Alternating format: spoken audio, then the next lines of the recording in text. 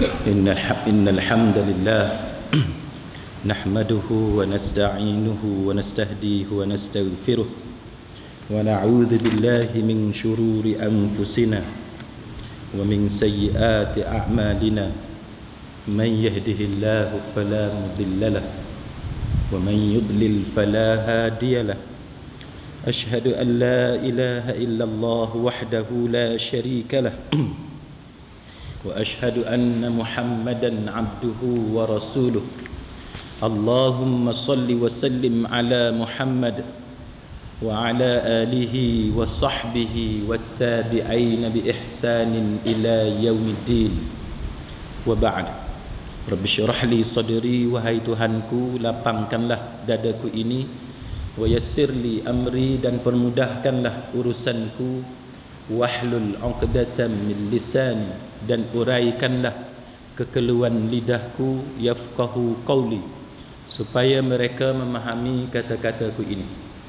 Saudara-saudari, sahabat sahabiah, muslimin muslimat, mudah-mudahan dirahmati dan diberkati oleh Allah Subhanahu wa taala. Alhamdulillah, kita memanjatkan syukur kepada Allah taala kerana pada malam ini kita dipertemukan oleh Allah Subhanahu wa taala, dan sebagai pengisian pada malam ini saya nak baca buku karangan Syekh Yusuf Al-Qaradawi berkenaan dengan fiqh ikhtilaf. Fiqh ikhtilaf iaitu berkenaan dengan fiqh perbezaan pendapat. Dalam tulisan Syekh Yusuf Al-Qaradawi, dia ada satu tajuk kecil yang berbunyi meninggalkan ta'assub ataupun mengelak ta'assub terhadap pendapat peribadi, terhadap mazhab dan terhadap golongan tertentu. Maknanya pada malam ni kita akan berbicara berkenaan dengan sifat ta'assub, fanatik, sifat melampau kepada pendapat diri sendiri, pendapat peribadi, ataupun ta'assub kepada mazhab, ataupun ta'assub kepada golongan yang tertentu. Baik, saudara-saudari muslimin muslimat sekalian, saya minta maaf yang pertama sebab suara saya tak berapa bagus malam ni sebab 2 hari lepas makan durian, jadi tak tahu pasal apa. Dah cuba buat macam-macam dah, jadi suara tu duduk masih macam ni. Saya minta maaf tuan-tuan. Baik, dalam tajuk kita pada malam ni, Syekh Yusuf Al-Qaradawi dia bawa kepada kita satu ayat Al-Quranul Karim dalam surah Al-Baqarah. Surah Al-Baqarah ialah surah yang kedua dalam Al-Quran, ayat yang ke-91, dengan firman Allah Ta'ala, a'udzu billahi minasyaitonir rajim, wa idza qila lahum aminu bima anzalallah qalu nu'minu bima unzila alaina wa yakfuruna bima wara'ahu wa huwal haqqu musaddiqan lima ma'ahum. Iaitu maksudnya, dan apabila dikatakan kepada mereka, berimanlah kamu kepada apa yang telah diturunkan oleh Allah kepada Nabi Muhammad, mereka menjawab, kami hanya beriman kepada apa yang telah diturunkan kepada kami, yakni kepada kitab Taurat. Mereka nak terima, nak pegang kepada kitab mereka yang asal. Maksudnya kitab yang diturunkan kepada mereka, walaupun kitab itu telah mereka selewengkan. Mereka nak berpegang kepada kitab Taurat walaupun mereka tahu bahawa kitab Taurat itu telah diselewengkan. Dan apabila datangnya Al-Quran kepada mereka, mereka enggan menerima kandungan yang ada di dalam Al-Quran. Lalu mereka menjawab, dia kata, dan kami hanya beriman kepada apa yang telah diturunkan kepada kami, yakni dalam kitab Taurat, dan mereka engkarkan kitab yang lain yang diturunkan kemudian daripadanya, padahal Al-Quran itu benar lagi mengesahkan kitab Taurat yang ada kepada mereka. Sedangkan Al-Quran yang diberikan kepada Nabi Muhammad sallallahu alaihi wasallam sebenarnya musaddiqan lima baina yadai, maknanya membenarkan apa yang ada di sisi mereka. Benda yang ada di depan mereka itu sebenarnya Quran membenarkan kitab Taurat, tetapi mereka tetap enggan menerima kandungan Al-Quran kerana mereka sangat-sangat berpegang kepada kitab Taurat dan tidak mahu menerima kedatangan Al-Quran.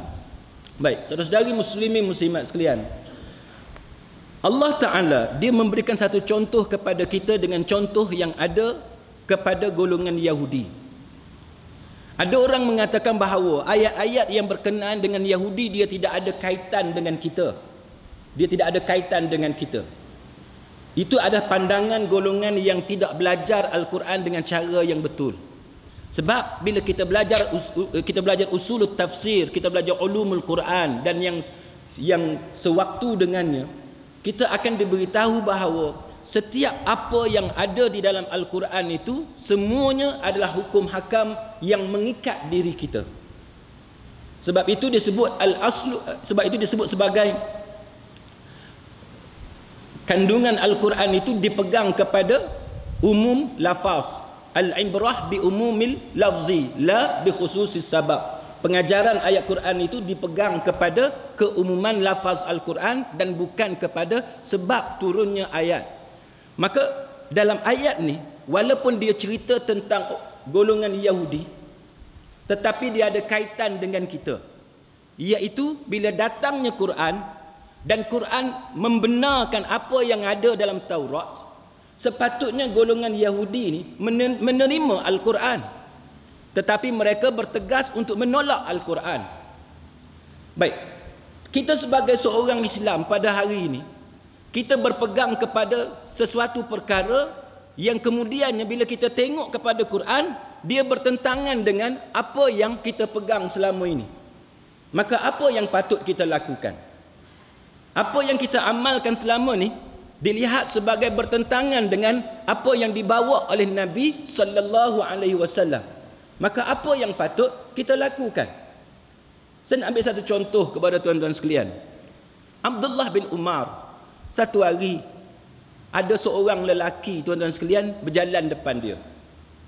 Duk jalan depan dia, tiba-tiba yang kawan ni bila dia lalu depan Abdullah bin Umar, dia bersin. Dia bersin. Bila dia bersin, dia kata apa? Dia kata, Alhamdulillah wassalatu wassalamu ala Rasulillah. Dia kata. Muslimin muslimat sekalian, bila Ibnu Umar mendengar ucapan yang keluar daripada sahabat ni, dia kata Alhamdulillah wassalatu wassalamu ala Rasulillah. Lalu apa Ibnu Umar kata dekat kawan ni? Ibnu Umar kata, kenapa kamu menambah-nambah benda yang diajar oleh Nabi sallallahu alaihi wasallam? Sedangkan apa yang diajar oleh Nabi hanyalah dengan mengucap Alhamdulillah. Kan? Bila kita bersin, kita kata Alhamdulillah. Baik. Maka perkataan selepas Alhamdulillah, iaitu wassalatu wassalamu ala Rasulillah, tidak dipersetujui oleh Ibnu Umar. Ibnu Umar tak setuju. Sedangkan, tuan-tuan sekalian, apa salahnya kita berselawat kepada Nabi? Betul tak? Apa salahnya? Bukankah berselawat kepada Nabi itu mendatangkan pahala? Bila kita berselawat kepada Nabi, itu tandanya kita sayang kepada Nabi. Dan berselawat kepada Nabi mendatangkan pahala. Tapi itu tidak dipersetujui oleh Abdullah bin Umar. Kerana Abdullah bin Umar seorang sahabat yang sangat sayang kepada Nabi sallallahu alaihi wasallam, dan sebagai tanda sayang kepada Nabi ialah dengan cara mengamalkan ajaran yang dibawa oleh Nabi dengan cara yang solid sebagaimana yang diajar oleh Nabi, tanpa kita menokok tambah apa yang telah diajarkan oleh Nabi. Itu satu contoh, tuan-tuan sekalian. Baik. Dalam masyarakat kita hari ini, tuan-tuan, saya minta maaf jikalau komen saya ni bagi tuan-tuan agak sensitif. Tapi saya nak sebut kepada tuan-tuan, kenapa dalam ajaran Islam nyanyian adalah satu tajuk yang sangat-sangat kontroversi. Nyanyian. Di satu pihak, di kalangan ulama, mereka membenarkan nyanyian secara mutlak. Tapi di pihak yang lain, tidak membenarkan nyanyian. Kenapa? Termasuk bermain dengan alat muzik. Kalau tuan-tuan lihat kepada perbahasan sehingga Mufti Brunei mengkritik keras Syekh Yusuf Al-Qaradawi berkenaan dengan fatwa Al-Qaradawi, termasuk bagaimana fatwa Al-Qaradawi mendaifkan hadis Imam Bukhari berkenaan dengan alat muzik, sebagaimana pandangan Imam Ibn Hazm. Tuan-tuan sekalian, kenapa para ulama sebenarnya dia tak boleh mencapai kata sepakat berkenaan dengan nyanyian? Kerana mereka berpendapat bahawa nyanyian ini adalah perilaku kaum wanita. Kaum lelaki tidak sepatutnya terjebak dalam bidang nyanyian. Saya ambil satu contoh. Dalam masyarakat kita hari ini, kita ada banyak kumpulan nasyid. Kan? Banyak kumpulan nasyid. Nasyid ni asalnya dia bukanlah satu benda yang haram. Dia bukanlah satu benda yang haram. Tapi jika tuan-tuan tengok bagaimana pertembungan yang berlaku di antara para fuqaha, termasuk Syekh Yusuf Al-Qaradawi dengan Mufti Brunei dan sebagainya, kalau tuan-tuan tengok antara intipati kepada pertembungan pendapat itu kerana mereka berpandangan bahawa nasyid, nyanyian, alat muzik ini, tuan-tuan sekalian, dia menyebabkan kaum lelaki tidak menjadi lelaki yang sebenarnya. Saya ambil satu contoh. Kalau tuan-tuan tengok orang yang bernasyid, saya tak tahu tuan-tuan setuju ataupun tidak, kan? Ramai di kalangan mereka ni dia agak lembut. Maka itu antara sebab sebahagian fuqaha dia mengatakan bahawa nyanyian ini satu benda yang perlu diminimalkan. Bukan kata tak boleh langsung, tapi perlu diminimalkan. Sama sebagaimana yang kita ada sekarang ni, tuan-tuan sekalian. Berselawat bukan tak boleh. Berselawat boleh. Tetapi bila kita berselawat dengan cara menyanyi, dan itulah yang kita duk bawa, kita duk promote, kita promosikan hari ini, apa yang jadi ialah individu di kalangan orang-orang Islam, dia hanya tahu ialah berselawat dengan cara menyanyi dan bukannya berselawat dengan cara berselawat yang diajar oleh Nabi sallallahu alaihi wasallam. Jadi yang dibimbangi ialah fokus di kalangan masyarakat itu hanya kepada nyanyian seperti itu dan tidak kepada intipati yang diajar oleh Nabi sallallahu alaihi wasallam. Saya ambil satu contoh, tuan-tuan sekalian. Kalau kita dalam majlis apa-apa, kan? Dalam majlis apa-apa, kita tengok di kalangan masyarakat kita tumpuan dia menyanyi je.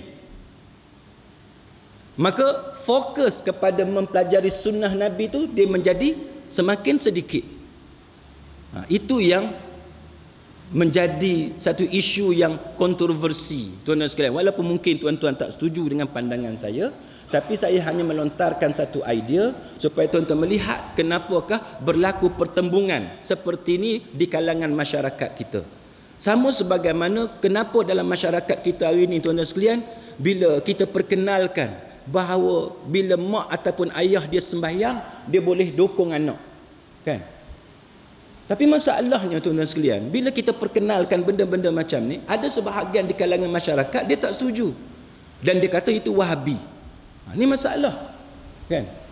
Dia bagi satu tuduhan tu dengan satu tuduhan seolah-olah benda tu salah dan benda tu sesat.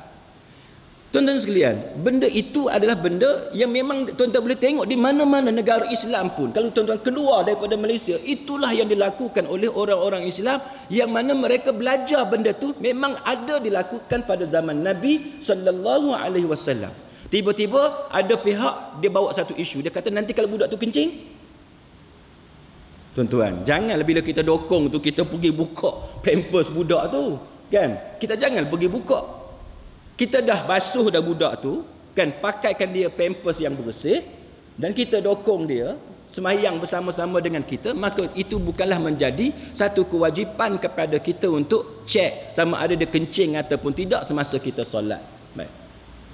Ayat yang kedua, tuan-tuan sekalian, iaitu berkenaan dengan orang-orang musyrik, di mana Allah Taala berfirman, a'udzubillahi minasyaitonir rajim, wa idza qila lahum ittabi'u ma anzalallah qalu bal nattabi'u ma alfayna alaihi aba'ana awalau kana aba'uhum la ya'qiluna syai'a wa la yahtadun wa mathalul ladzina kafaru kamathalil ladzi yan'iqu bima la yasma'u illa du'aan wa nidaan summum bukmun umyum fahum la ya'qilun.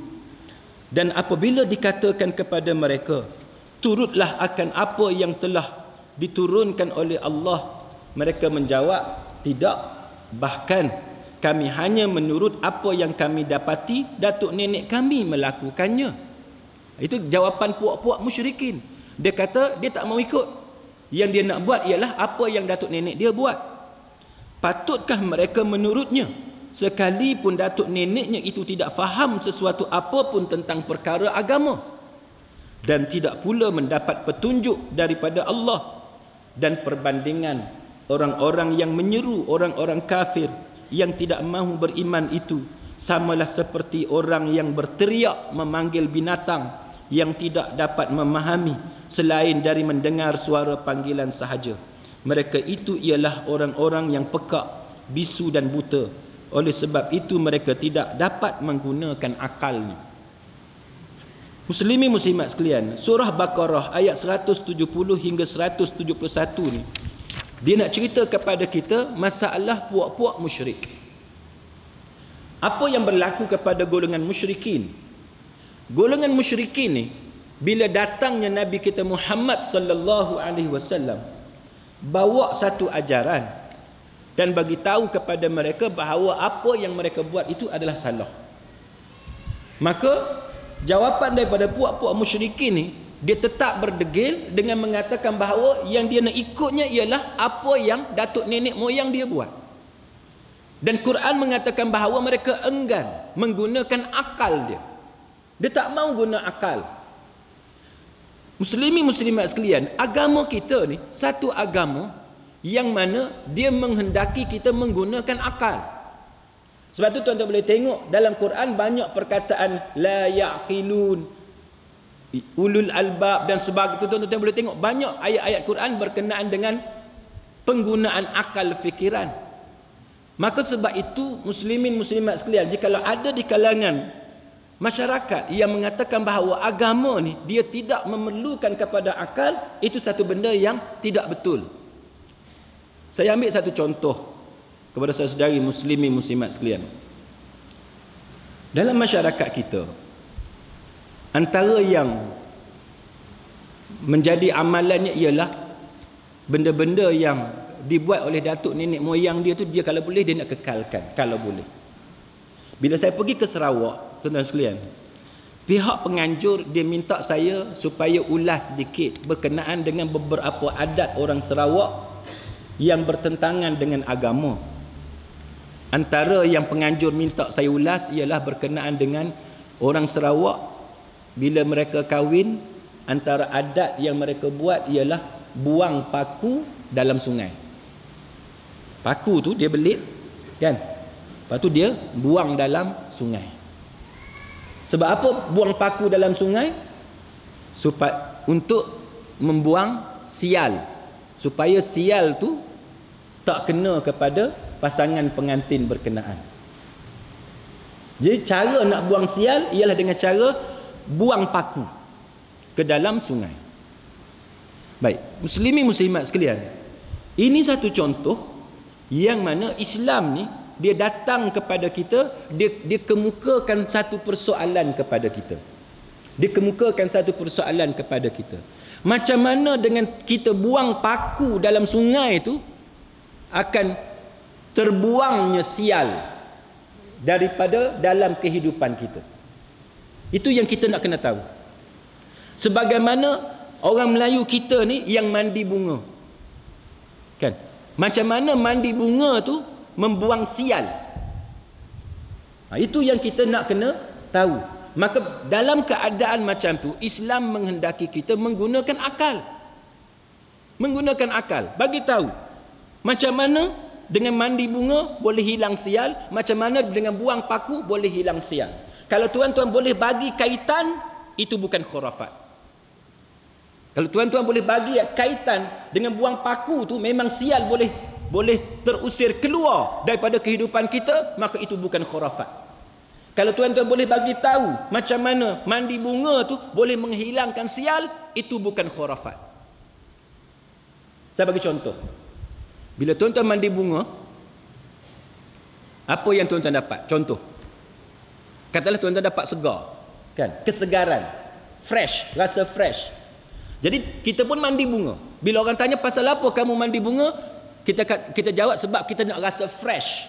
Soalannya tuan-tuan, adakah kita mandi bunga dengan tujuan nak rasa fresh tadi adalah khurafat? Adakah dia khurafat? Tak, dia tidak khurafat. Sebab dia ada kaitan dengan akal. Dia ada kaitan dengan saintifik, dengan ilmu. Maknanya bila kita mandi bunga, bila kita mandi dengan bahan-bahan yang wangi, yang ada campuran bahan-bahan tertentu menyebabkan badan kita segar, ataupun kita bubuh dalam bathtub dengan pelbagai ramuan, kita berendam dalam tu 10 minit, 15 minit, setengah jam dan sebagainya, maka badan kita segar, maka itu bukan khurafat. Yang itu bukan khurafat. Yang khurafat yang tadi, iaitu dengan mandi bunga, sial tu hilang.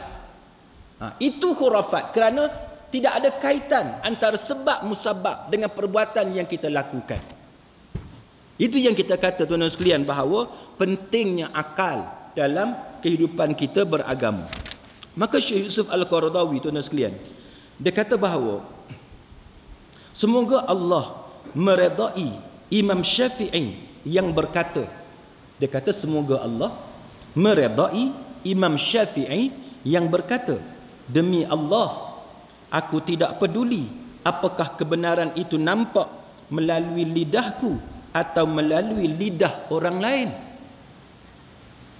Tengok, Imam Syafi'i kata yang penting kebenaran. Sama ada dia keluar daripada mulut kita ataupun dia keluar daripada mulut orang lain, dia tak peduli. Yang penting ialah kebenaran. Kita ni tak, kita nak orang dengar cakap kita, kan? Bila kebenaran tu datang daripada kumpulan lain, datang daripada puak lain, kita tak boleh nak terima. Itu salah. Jadi Imam Syafi'i tuan-tuan sekalian, bagi dia kebenaran tu dia tak kira sama ada keluar daripada dia sendiri ataupun daripada orang lain, dia tak peduli. Yang penting kebenaran. Dan tuan-tuan nak tahu apa antara pendapat Imam Syafi'i? Orang kita ni tuan-tuan, dia rasa dia mazhab Syafi'i, kan? Bila kita bagi pendapat yang agak berbeza sedikit, dia tak suka. Tapi kita sedar tak tuan-tuan sekalian, ada beberapa pandangan Imam Syafi'i, kalau saya sebut pada malam ni, kita akan susah. Kita akan susah.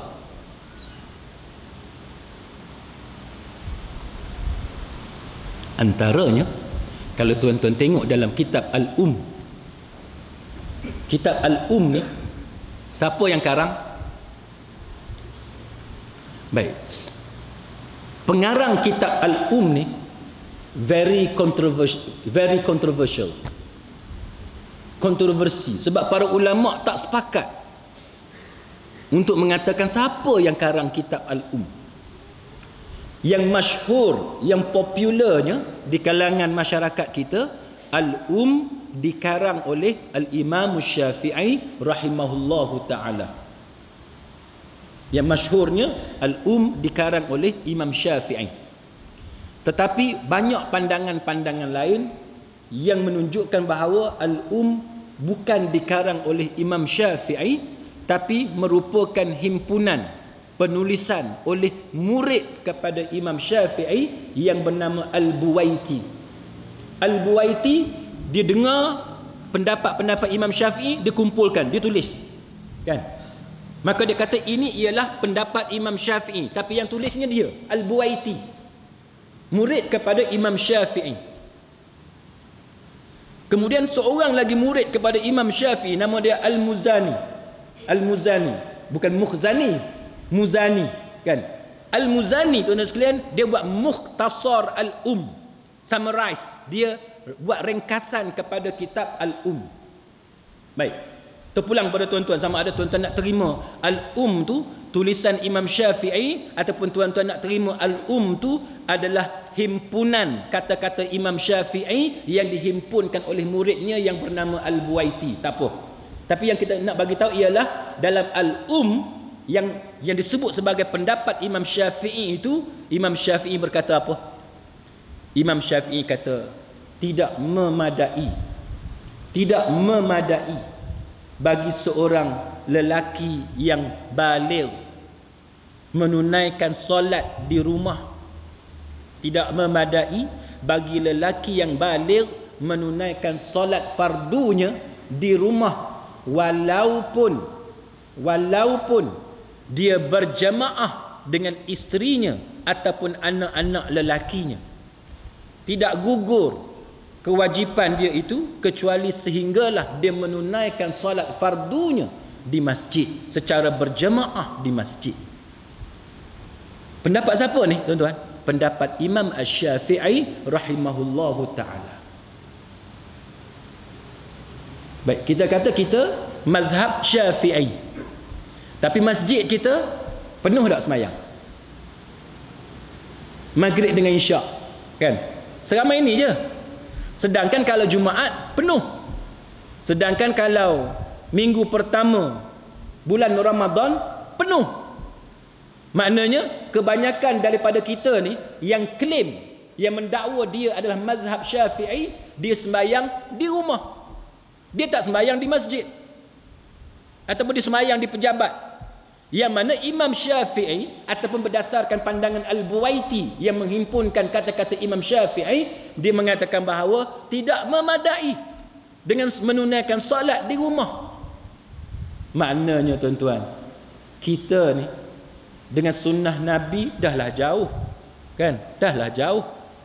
Dengan pendapat Imam Syafi'i sendiri pun, dengan mazhab Imam Syafi'i sendiri pun jauh. Jadi boleh tak kita malam ni, antara benda yang kita nak ubah malam ni ialah kita cuba konsisten dengan salah satu sunnah yang Nabi sangat tekankan, iaitu solat berjemaah di masjid. Nombor satu. Nombor dua tuan-tuan, saya mengajar di masjid ni secara rasminya lah, secara sungguh-sungguh. Walaupun sebelum tu dah ada dah, tapi secara sungguh-sungguh bermula daripada tahun 97. 96-97 sampai sekarang. Tapi tuan-tuan, kali pertama seorang sahabat yang dia dah semayang dah maghrib berjemaah, tiba-tiba bila dia tengok saya baru datang, tuan-tuan sekalian, dia sanggup menunaikan solat secara i'adah. Dia ulang balik semayang maghrib dia, supaya saya yang datang lambat ni dapat pahala maghrib berjemaah di masjid. Dia dah semayang dah maghrib berjemaah, tapi dia semayang kali kedua nak teman saya supaya saya dapat pahala maghrib berjemaah.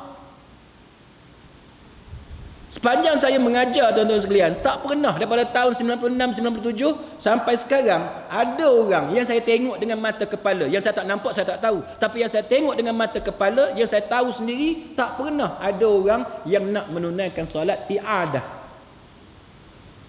Kita kalau makan boleh i'adah, betul tak? Makan. Dah makan dah, kenyang dah. Lepas tu YB datang, kan? YB datang, ambil pinggan pula tuan-tuan. Pasal apa? Nak teman YB. Minum air, macam tu juga. Dah sembang dah dengan kawan kita 2-3 orang ni. Dah sejam 2 jam sembang. Tiba-tiba datang pula seorang lagi kawan kita baru datang. Order pula air kali kedua, second round pula. Minum air boleh i'adah, makan boleh i'adah, main boleh i'adah, main badminton, main futsal, dah main dah 1 round, main pula kali kedua. Tapi bab semayang, sepanjang saya duk mengajar tuan-tuan daripada tahun 96-97 sampai sekarang, itu baru kali pertama saya tahu ada orang yang sanggup mengulangi solat dia untuk menemani rakan dia yang datang seorang-seorang, yang mana kalau semayang hanya akan dapat 1 pahala. Tapi dengan dia menemani kita, semayang bersama-sama dengan kita, maka kita pun dapat 27 kali ganda pahala kerana solat berjemaah. Ini contoh. Tuan-tuan sekalian. Baik. Maka Syekh Yusuf Al-Qaradawi, tuan-tuan sekalian, dia kata bahawa orang yang taksub tidak ubah seperti orang yang hidup sendirian dalam rumah yang dibina daripada kaca. Dia kata, kemana sahaja dia pergi dalam rumah itu, dia tidak melihat orang lain kecuali dirinya. Dia tak nampak diri dia je. Begitu juga keadaan orang yang taksub. Walaupun terdapat banyak pendapat dan pandangan, tapi dia tidak dapat melihat kecuali pendapat dia sendiri. Dia tidak dapat membuka akalnya untuk menerima pendapat orang lain. Dia menganggap dirinya yang paling pintar, yang paling luas ilmunya, yang paling kuat dalilnya, dan yang lebih dalam segalanya, walaupun hakikat dia bukan macam tu. Orang yang taksub pada pendapat sendiri ni, tuan-tuan, bagi dia pendapat dia itulah segala-galanya. Dia rasa hak dia pegang tu, itulah hak betul. Pendapat yang orang lain pegang tu tak betul. Maka orang yang macam ni, dia takkan dapat melihat kebenaran, sebab dia tak buka minda dia untuk menilai pendapat orang lain. Dia tak boleh nak buka minda dia untuk menerima pendapat orang lain. Baik. Yang kedua, tuan-tuan sekalian, taksub kepada mazhab. Di antara taksub yang tercela ialah taksub kepada mazhab. Seperti para muqallid yang hampir memaksumkan mazhab dan para imam mereka. Kita ni, tuan-tuan, kita ialah orang yang bertaklid. Kita ikut pendapat imam-imam kita ataupun ulama-ulama mazhab kita. Contoh, kalau kita belajar bab hadis umpamanya, ada ulama kata hadis tu sahih, ada ulama kata hadis tu dhaif dan sebagainya. Sebagaimana perbincangan berkenaan dengan hadis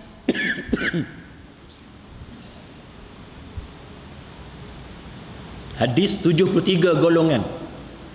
Bila tuan-tuan masuk dalam tajuk hadis 73 golongan, iaitu orang Islam akan berpecah kepada 73 golongan, semua masuk neraka, satu je yang selamat daripada neraka, satu je yang masuk syurga. Tuan-tuan akan jumpa banyak perbincangan dalam isu itu, termasuk hadis 72 golongan. Yang 73 golongan tu satu bab. Dia ada banyak hadis yang cerita pasal 73 golongan. Orang Islam akan berpecah kepada 73 golongan. Tapi pada bab yang sama, kita akan jumpa ada hadis lain pula yang menceritakan bahawa orang Islam ni akan berpecah bukan 73, tapi 72 golongan. Maka bila tuan-tuan ikuti munaqasyah, perbincangan berkenaan dengan hadis itu, tuan-tuan akan tengok ada yang kata hadis tu sahih, ada yang kata hadis tu hasan, ada yang kata hasan li ghairi, ada yang kata hadis tu dhaif dan sebagainya. Macam-macam pandangan. Maka kita sebagai orang yang mengaji, kita jangan taksub kepada pendapat kita, walaupun katalah tuan-tuan berpegang bahawa hadis tu dhaif umpamanya. Tapi kita kena belajar menghormati orang yang menerima bahawa hadis itu ialah hadis hasan, iaitu antara sahih dengan dhaif. Kita kena terima perbezaan pendapat yang macam tu. Sama sebagaimana bila tuan-tuan belajar bab wuduk, kan? Tuan-tuan belajar bab wuduk, tuan-tuan akan tengok macam mana ulama Islam berbeza pendapat. Basuh kepala ni sekali ke 3 kali? Ataupun basuh kepala ni sekali ke belakang macam tu ke, ataupun sekali lepas tu bawa pula ke depan. Itu contoh perbezaan pendapat.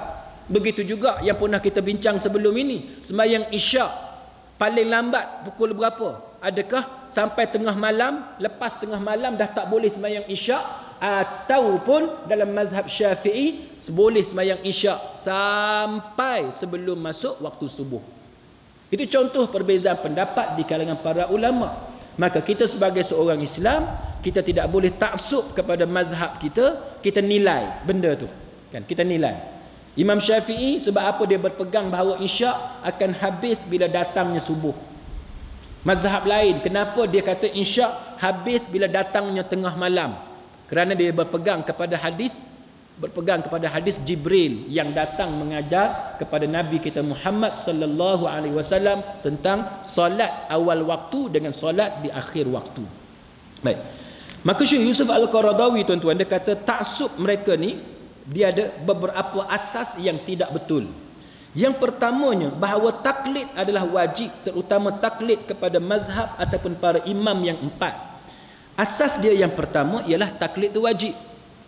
Padahal diketahui dengan pasti bahawa tidak ada kewajipan kecuali apa yang diwajibkan oleh Allah dan Rasul. Sedangkan Allah dan Rasul tidak wajibkan kita ikut orang yang tertentu. Kan? Sebab manusia ni dia ada ilmu yang luas. Saya ambil satu contoh. Dalam negara kita, kenapa ada orang dia nak wajibkan kita ni berpegang kepada mazhab Syafi'i? Sedangkan tidak ada dalil daripada Quran ataupun hadis yang mewajibkan kita ikut Imam Syafi'i.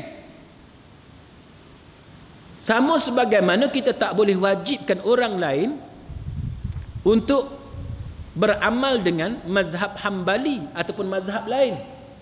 Tak boleh. Sama sebagaimana kalau tuan-tuan mengkagumi Syekh Muhammad Nasiruddin Al-Albani, tuan-tuan tidak boleh memaksa murid-murid Syekh Al-Arnaud daripada menerima pandangan yang berbeza. Sebab kalau tuan-tuan tengok antara Arnaud dengan Albani, mereka mempunyai beberapa perbezaan pendapat berkenaan dengan hadis. Maka sebab itu tuan-tuan sekalian, bagi murid Arnaud mungkin dia tak boleh terima Albani dalam beberapa perkara. Murid Albani dia mungkin tak boleh terima Arnaud dalam beberapa perkara. Sama sebagaimana siapa yang belajar mazhab Syafi'i, dia mungkin tak boleh terima mazhab Hambali dalam beberapa perkara. Dan begitulah sebaliknya. Maka kita sebagai orang yang belajar, kita tak boleh paksa orang lain supaya ikut cara kita. Tak boleh. Sebab tidak ada dalil daripada Quran dan hadis yang menyuruh kita paksa orang ikut pandangan yang kita pegang. Tak boleh. Walaupun kita rasa pendapat kita tu betul, tapi kita tak boleh paksa orang lain berpegang kepada pandangan kita. Yang boleh kita bagi tahu ialah hujah. Kita bagi tahu hujah kita apa dia, alasan kita apa dia. Lepas tu terpulang kepada dia sama ada dia nak terima ataupun tidak. Itu contoh, tuan-tuan sekalian. Baik. Contoh apa dia? Dalam mazhab Syafi'i, tuan-tuan, bergerak berapa kali batas sembahyang? Bergerak berapa kali batas sembahyang? Tuan-tuan kata mazhab Syafi'i, tapi dua orang je jawab. Tuan-tuan bergerak 3 kali batas sembahyang. Betul? Okey. Itu juga yang tuan-tuan akan jumpa dalam Fiqh Islami wa Adillatuh yang dikarang oleh Dr. Wahbah Az-Zuhaili. Dr. Wahbah Az-Zuhaili seorang ulama dalam mazhab Syafi'i. Baik. Tapi kalau tuan-tuan tengok dalam Al-Fiqhul Islami wa Adillatuh yang dikarang oleh Dr. Wahbah Az-Zuhaili, walaupun dia mazhab Syafi'i, tapi dia tak bagi satu pendapat. Dia tak bagi satu pendapat. Dia bagi banyak pendapat. Maknanya kita orang Islam ni dalam bab bergerak banyak mana dalam solat yang boleh membatalkan solat, itu pun ada banyak pendapat. Dalam mazhab Syafi'i, tuan-tuan bergerak 3 kali batal sembahyang. Pergerakan apa 3 kali ni? Pergerakan yang besar. Pergerakan yang besar, pergerakan luar solat yang besar, maka batal sembahyang. Apa dia? Pergerakan yang besar, pergerakan luar solat yang mana membatalkan sembahyang. 3 kali batal sembahyang. Contohnya apa dia? Tuan-tuan, garu. Kan? Mari nyamuk, dia gigit leher tuan-tuan, tuan-tuan garu macam tu. Tuan-tuan bergerak 3 kali, pergerakan tu luar solat, betul tak? Luar solat kan? Dia bukan takbir. Tapi tuan-tuan angkat tangan sebab nak garu leher kita yang digigit oleh nyamuk. Tuan-tuan bergerak sampai 3 kali, batal sembahyang. Tapi itu ijtihad, hanya ijtihad. Baik.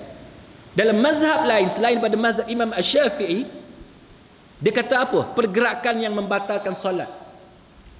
Pergerakan yang membatalkan solat tu apa dia? Iaitu pergerakan yang kalau orang tengok secara hukum adatnya, kita boleh kata orang tu tidak semayang. Barulah batal semayang. Sebab tu kalau tuan-tuan tengok dalam masalah fiqh solat ni, fiqh sembahyang ni, ada banyak perbincangan yang mana bila kita bincang, tengok-tengok dia berbeza dengan mazhab kita, mazhab Imam Syafi'i. Apa dia yang berbeza dengan mazhab Syafi'i? Antaranya yang biasa kita tengok kalau kita tuan-tuan pergi dekat Mekah, orang yang sembahyang dia baca Quran kan. Dia boleh buka Quran, dia boleh belek Quran. Dia bergerak lebih 3 kali. Tapi dalam mazhab mereka itu bukannya membatalkan solat. Satu. Nombor 2, tuan-tuan sekalian, tuan-tuan tahu bagaimana Nabi sallallahu alaihi wasallam dia sampai ke rumah Aisyah tengah solat. Aisyah dalam solat dia boleh pergi buka pintu untuk Nabi sallallahu alaihi wasallam. Dalam mazhab kita, macam mana tuan-tuan sembahyang nak pergi buka pintu? Macam mana? Tuan-tuan kena berjalan 2 kali kan? 2 kali, lepas berhenti, lepas 2 kali, lepas berhenti. Itu dalam mazhab Syafi'i. Katalah isteri sembahyang, tiba-tiba suami balik. Biasa tuan-tuan, isteri baru je angkat takbir, Allahu Akbar, tiba-tiba bunyi loceng. Bunyi loceng. Biasa memang jadi lagu tu. Kita duk tunggu dia balik, dia tak balik-balik. Kita pun ambil air sembahyang lah. Bila kita angkat takbir, dia sampai dah. Kan? Duk banyak jadi macam tu. Bila dia sampai, nak tunggu perhabis 4 rakaat tuan-tuan, mestilah suami kita mengamuk. Duk tunggu lama dekat luar. Maka kalau mazhab Syafi'i, nak pergi ke pintu tu, tuan-tuan kena berjalan 2 langkah. Tak boleh berjalan straight. Sebab apa? Dalam mazhab Syafi'i, tuan-tuan berjalan straight, batal sembahyang. Tapi dalam mazhab yang lain, itu tidak membatalkan sembahyang. Sebab dia dikira masih dalam solat. Selagi perbuatan yang kita buat tu, kalau orang tengok sekali lalu, dia sembahyang ke dia tak sembahyang. Itu contoh, tuan-tuan sekalian, perbezaan pendapat dalam mazhab. Sebab tu kita ni tuan-tuan, bila kita tengok ada orang dia bergerak banyak, kita kena tahu bahawa itu bukan dalam mazhab Syafi'i, yang mana bagi mereka selagi perbuatan itu dikira sebagai perbuatan yang secara zahirnya masih dianggap sebagai sembahyang, maka selagi itulah dikira sebagai sah sembahyang dia. Sama juga tuan-tuan, bila imam jadi imam, masa dia baca Quran, kadang-kadang tuan-tuan tengok imam kan, dengan dia baca tu tuan-tuan boleh tengok dia punya kepala tu macam bergerak-gerak kan, sebab dia nak sebut huruf tadi. Tuan-tuan boleh tengok bahu dia bergerak-gerak. Adakah itu yang dinamakan sebagai perbuatan luar solat, yang mana kalau berlaku 3 kali membatalkan sembahyang? Tak, itu tidak termasuk. Kalau kira termasuk berat tuan-tuan, tuan-tuan tarik nafas, bergerak juga kan dada kita kan, teruk tuan-tuan. Kalau kita nak kira macam tu, maka yang tu dia tak dikira sebagai membatalkan sembahyang. Itu contoh perbezaan pendapat di kalangan para ulama antara mazhab-mazhab yang ada. Baik. Kemudian yang kedua, Syekh Yusuf Al-Qardawi kata mereka tidak membolehkan orang yang telah mengikuti satu mazhab untuk keluar darinya, sekalipun dalam masalah yang nyata sekali kelemahan dalil. Tengok, ada di kalangan masyarakat yang tidak membenarkan ahli masyarakat dia keluar daripada satu-satu pendapat mazhab, walaupun pendapat mazhab itu terbukti lemah dalil dia, hingga dia dikatakan sebagai orang yang tidak berpendirian. Ini jelas menunjukkan tindakan mereka yang mewajibkan sesuatu yang tidak pernah diwajibkan oleh Allah Ta'ala. Contoh apa dia? Tuan-tuan pernah dengar tak? Orang kata kalau kita termakan daging babi, kan? Termakan daging babi, ataupun kita makan sup contohnya, ataupun mushroom soup, tengah makan tu tiba-tiba dalam tu ada daging babi. Ini berlaku kepada adik ipar saya tuan-tuan. Dia datang ke UK. Bila dia datang ke UK, adik perempuan saya bawa dia berjalan di sekitar Durham, Newcastle dan sebagainya. Bila bawa pergi berjalan, singgah makan di satu kafe. Jadi adik ipar saya ni, perempuan ni, dia nak makan mushroom soup. Dia tanya dekat adik perempuan saya yang belajar di Belfast, Dia kata boleh tak makan mushroom soup? Adik saya yang perempuan ni, yang belajar kat Belfast Island ni, dia kata kalau di Belfast, kalau mushroom soup hanya ada mushroom soup, tidak ada daging. Jadi berdasarkan pengalaman tu, adik ipar saya order mushroom soup. Makan mushroom soup. Makanlah. Bila makan. Bila dah hampir habis tu, bila kuah sup tu sampai ke bawah, tengok-tengok ada beberapa ketulan daging kecil-kecil. Nampak ketulan daging kecil-kecil. Dia pun terdetik dalam hati dia, daging apa? Kan? Panggil waiter. Tanya waiter tu, ni daging apa ni?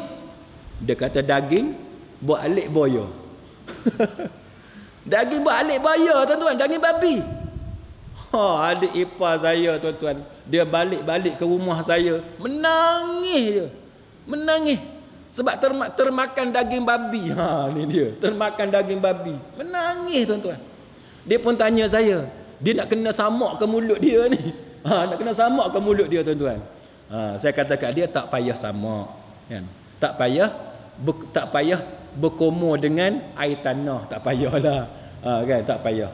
Sebab tidak ada dalil yang menunjukkan bahawa bila kita termakan daging babi, kita kena berkumur dengan air tanah. Tapi tuan-tuan, realiti dan masyarakat kita, ada ustaz-ustaz yang mencadangkan supaya wajib berkumur dengan air tanah.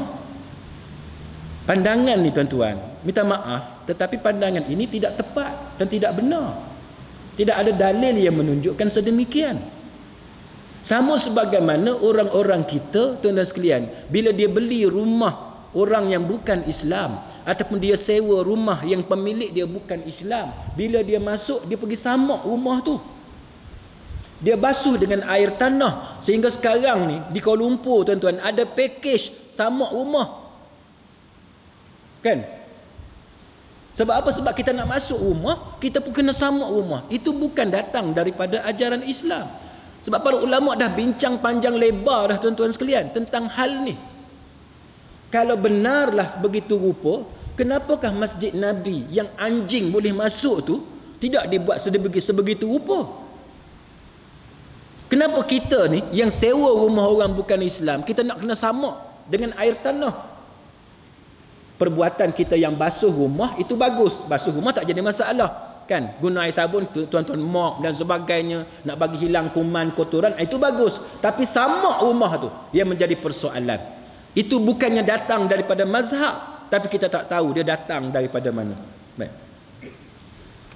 Maka dia kata tindakan ini menempatkan para imam mazhab sebagai pembuat syariat atau menganggap pendapat mereka sebagai dalil syariat yang tidak boleh dibantah. Seolah-olah apa yang dikatakan oleh imam mazhab tu kita tak boleh bantah langsung. Sedangkan Syekh Yusuf Al-Qaradawi mengatakan bahawa mereka adalah manusia biasa yang kadang-kadang dalil yang mereka ada kuat, kadang-kadang dalil yang mereka ada lemah. Maka kita hari ni, tuan-tuan, dalam dunia internet hari ni, tuan-tuan tekan je Google, dia keluar semua. Maka tuan-tuan boleh banding apa dalil dalam mazhab Syafi'i, apa dalil dalam mazhab-mazhab lain. Senang je. Maka tuan-tuan boleh compare, tengok. Jadi kalau ada orang mengatakan bahawa kita wajib, kita tak boleh keluar daripada mazhab Syafi'i, itu adalah pandangan yang sangat-sangat bahaya. Tidak benar, tuan-tuan sekalian. Ada orang tanya, ustaz, bolehkah kita campur mazhab? Tuan-tuan, zaman Nabi ada mazhab tak? Zaman Nabi tidak ada mazhab. Jadi kalau tidak ada mazhab, adakah bermakna orang yang hidup pada zaman Nabi mereka tidak bernasib baik sebagaimana kita? Kita hari ni, tuan-tuan, ada mazhab, tapi adakah tak boleh campur? Ini salah satu benda yang jadi isu kontroversi dalam masyarakat kita. Tuan-tuan sekalian, saya dah ulang sebut banyak kali benda ni. Tuan-tuan tunjuklah kepada saya, dalam masyarakat kita hari ni, siapa dia yang mazhab Syafi'i, pegangan dia kepada mazhab Syafi'i 100%? Siapa dia? Tak ada. Termasuk yang dalam masjid kita malam ni, Masjid Sungai Ara ni, yang 100% ikut mazhab Syafi'i, ada tak? Tak ada. Kita boleh sebut satu-satu. amalan kita yang tidak mengikut mazhab Syafi'i. Nombor satu apa dia? Bayar zakat fitrah. Pakai duit cash. Itu bukan mazhab Syafi'i. Dalam mazhab Syafi'i tidak sah. Nombor satu. Nombor dua, tuan-tuan bagi hadiah bacaan Quran kepada orang mati. Itu juga bukan pendapat yang rajih dalam mazhab Syafi'i. Tuan-tuan tengok dalam masalah kenduri arwah. Tuan-tuan tengok mazhab Syafi'i kata apa? Termasuk pengarang kitab Munyatul Musalli juga berbeza. Itu menunjukkan kepada kita bahawa kita hari ini sebenarnya tidak mengamalkan mazhab Syafi'i 100%. Jadi kenapa bila kita tengok ada orang lain amalan dia tak sama dengan mazhab Syafi'i, kita condemn dia, sedangkan kita sendiri tak ikut mazhab Syafi'i 100%. Sebab tu bagi saya tuan-tuan sekalian, dalam masalah mazhab ni kita kena berlapang dada.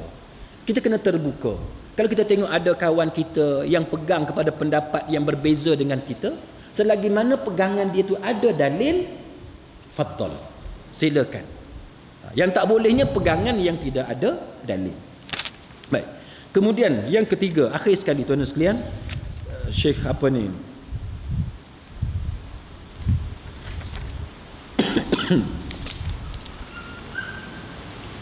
Baik.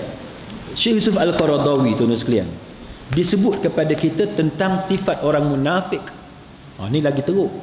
Sifat orang munafik, muzabzab, iaitu dia kata muzabzabina baina zalika la ilaha ula wa la ilaha ula wa man yudlilillahu falan tajida lahu sabila. Mereka berkeadaan muzabzab, tidak mempunyai pendirian yang tetap antara iman dan kufur. Mereka tidak berpihak terus kepada golongan kafir dan tidak pula berpihak kepada golongan yang benar. Dan sesiapa yang disesatkan oleh Allah akan mendapat jalan, tidak sekali-kali akan mendapat jalan untuk menyelamatkannya. Dia nak cerita kepada kita tuan-tuan sekalian, iaitu siapa yang sokong imam dia, siapa yang kasih kepada imam dia dengan mengikuti setiap orang daripada mereka dalam masalah yang nampak baginya sesuai dengan sunnah, maka dia telah ambil sikap yang baik. Itu sikap yang baik. Dan sikap itu lebih baik daripada sikap yang lain. Orang yang macam ni tidak boleh dikatakan tidak ada pendirian. Sebab orang yang tidak ada pendirian itu ialah orang yang tidak berpihak kepada orang mukmin dan tidak berpihak kepada orang kafir. Itu yang kata tidak ada pendirian. Jadi kalau kita ni tuan-tuan sekalian berpegang kepada pendapat imam, walaupun imam tu ada masa kita berpegang kepada Imam Syafi'i, ada masa kita berpegang kepada imam-imam yang lain, tapi selagi mana dia dalam lingkungan imam mazhab yang muktabar, maka amalan dia amalan yang muktabar. Itu yang kita perlu tahu. Dan Syekh Yusuf Al-Qaradawi tuan-tuan sekalian, dia kata sikap, contohnya dia kata Imam Nawawi sendiri dalam syarahnya terhadap Sahih Muslim dan kitab Al-Muhazzab karangan Asy-Syirazi, dia kata kadang-kadang menguatkan pendapat yang tidak kuat dalam mazhab Syafi'i berdasarkan dalil-dalil yang dia lihat.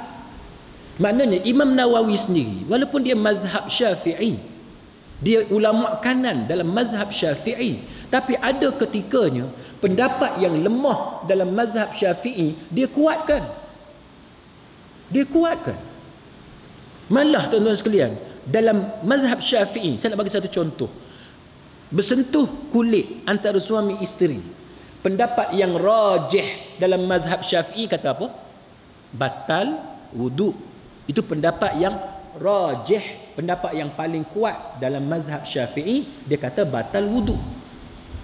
Tapi pendapat yang marjuh, pendapat yang lemah dalam mazhab Syafi'i, dia kata tidak batal wudu. Tidak batal wudu. Maka tabung haji tuan-tuan sekalian, bila dia nak selesaikan masalah para hujjaj, para jemaah haji ni yang bermasalah dengan nak kekalkan air semayang dia masa tawaf, maka dia mengutarakan pendapat marjuh dalam mazhab Syafi'i. Baik, walaupun tabung haji menggunakan pendapat yang marjuh, pendapat yang lemah dalam mazhab Syafi'i, tapi itu adalah pendapat yang rajih dalam mazhab Hambali. Jadi tak semestinya pendapat tu lemah dalam mazhab Syafi'i, dia juga lemah dalam mazhab lain. Dia boleh lemah dalam mazhab Syafi'i tapi dia kuat dalam mazhab lain.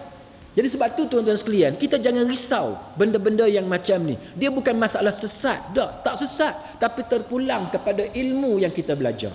Maka bila kita belajar ilmu yang betul tuan-tuan sekalian, maka tak timbullah masalah tuduh menuduh antara satu sama lain.